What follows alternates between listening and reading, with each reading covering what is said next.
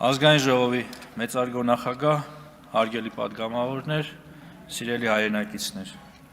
կառավարության նախաձեռնությամբ ներկայացված զինվորական ծառայության և զինծառայողի կարգավիճակի մասին օրենքում փոփոխություն կատարելու մասին օրենքի նախագծի համաձայն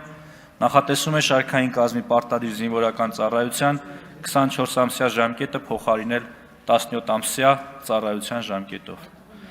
Դրա գործողությունը տարածելով 2026 թվականի հունվարի 1-ից հետո պարտադիր զինվորական ծառայության զորակոչվող քաղաքացիների վրա։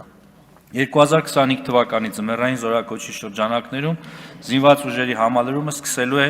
2026 թվականի հունվարի 7-ից, որի արդյունքում 18-ամսյա ժամկետով ծառայություն են իրականացնելու 2025 թվականի ձմեռային զորակոչից սկսած պարտադիր զինվորական ծառայության զորակոչված քաղաքացիները։ Ծառայության ժամկետի կրճատումը չի տարածվելու 2026 թվականի հունվարի 1-ի դրությամբ պարտադիր զինվորական ծառայության մեջ գտնվող զինծառայողների վրա։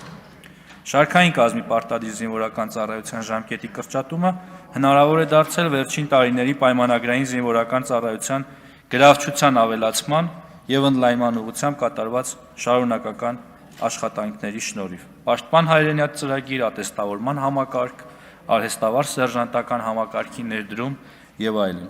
Շարքային կազմի պարտադիր զինվորական ծառայության ժամկետի կրճատման ուղղությամբ